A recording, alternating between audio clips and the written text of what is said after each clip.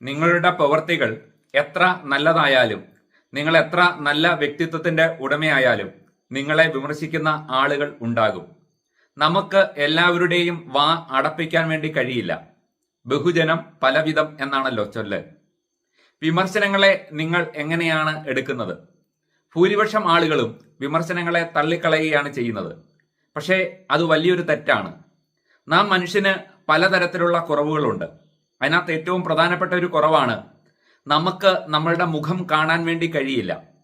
ഈ ലോകം മുഴുവൻ കാണുന്ന നമ്മളുടെ കണ്ണ് നമുക്ക് നേരിട്ട് കാണാൻ വേണ്ടി കഴിയില്ല. കണ്ണാടി പോലെ മറ്റേതെങ്കിലും ഒരു പ്രതലത്തിൽ അത് പ്രതിഫലിക്കുമ്പോഴാണ് നാം കാണുന്നത്.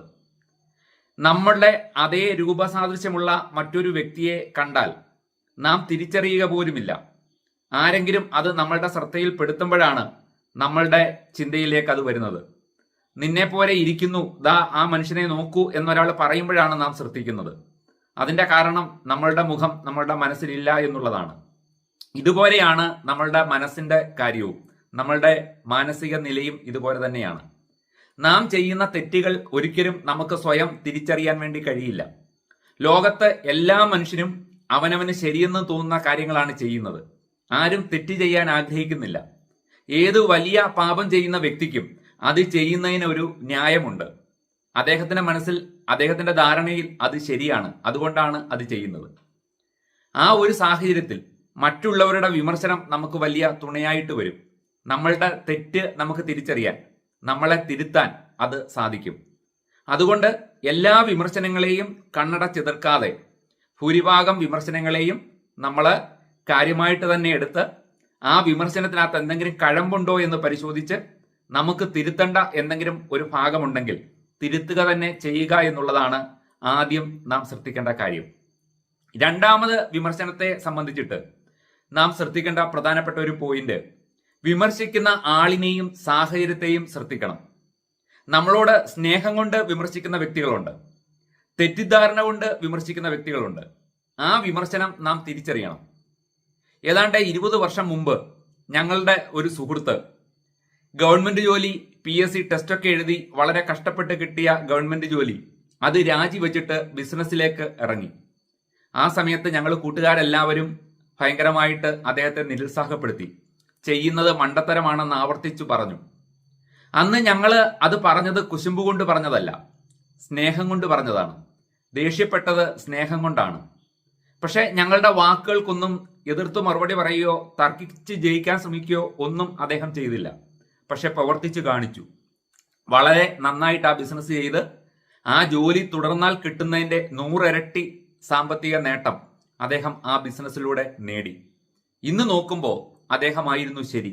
ആ ജോലി രാജിവെക്കാൻ എടുത്ത ആ തന്റെ ഇടമാണ് ഇന്നത്തെ നിലയിൽ അദ്ദേഹത്തെ എത്തിച്ചത്. അപ്പോ ഈ തരത്തിലുള്ള ചില വിമർശനങ്ങൾ ഉണ്ടാകും. നമ്മളുടെ മാതാപിതാക്കളുടെ ഭാഗത്തു നിന്നോ, സഹോദരങ്ങളുടെ ഭാഗത്തു നിന്നോ, ഉറ്റ സുഹൃത്തുക്കളുടെ ഭാഗത്തു നിന്നോ നമ്മൾ പുതുതായിട്ട് എന്തെങ്കിലും ഒരു കാര്യം ചെയ്യുമ്പോൾ നമ്മളുടെ ആ ഉദ്ദേശ ലക്ഷ്യം പൂർണ്ണമായിട്ട് അവർക്ക് മനസ്സിലാകാതെ അവരുടെ കാഴ്ചപ്പാട് വെച്ച് തെറ്റിദ്ധാരണ കൊണ്ട് നമ്മളെ പരിഹസിക്കുകയോ അല്ലെങ്കിൽ കുറ്റപ്പെടുത്തുകയോ വിമർശിക്കുകയോ ഒക്കെ ചെയ്യും.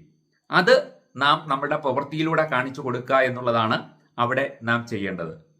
ഇനി മൂന്നാമതൊരു തരത്തിലുള്ള വിമർശകരെയാണ് നാം സൂക്ഷിക്കേണ്ടത്.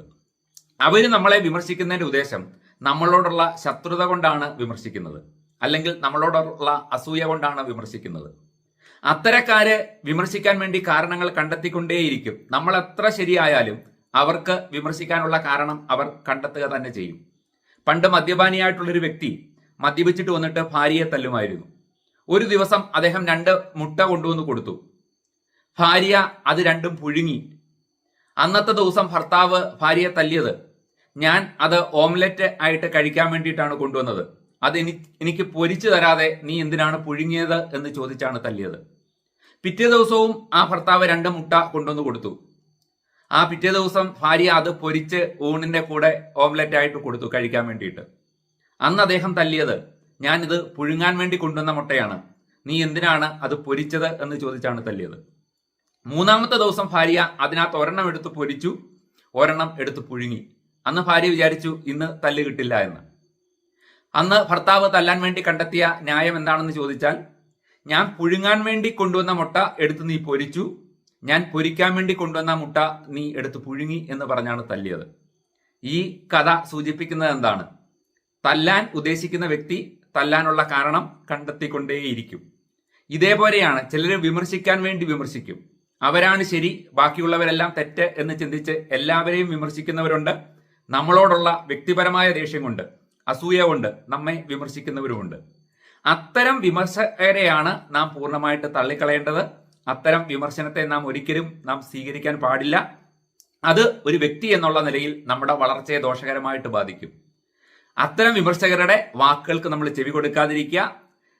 പരമാവധി അത്തരം ആൾക്കാരെ നമ്മളുടെ ജീവിതത്തിൽ നിന്ന് മാറ്റി നിർത്തുകയും ചെയ്യുക. അല്ലാതെ ആദ്യം പറഞ്ഞ 2 വിഭാഗത്തിൽ വരുന്ന വിമർശനം അത് ക്രിയാത്മകമായിട്ട് നമ്മൾ എടുക്കുക എന്നുള്ളതാണ് ചെയ്യേണ്ടത്. നാം നമ്മുടെ പ്രവൃത്തിയിലൂടെ അത്തരം വിമർശനങ്ങളെ എല്ലാം നേരിടുക. തെറ്റായിട്ടുള്ള നമ്മളോടുള്ള ശത്രുത കൊണ്ടുള്ള വിമർശകരെ പൂർണ്ണമായി നമ്മളുടെ ജീവിതത്തിൽ നിന്ന് ഒഴിവാക്കി നമ്മളുടെ ലക്ഷ്യങ്ങളെ പാതി വഴിയിൽ ഉപേക്ഷിക്കാതെ വിജയത്തിലേക്ക് കുതിക്കുക.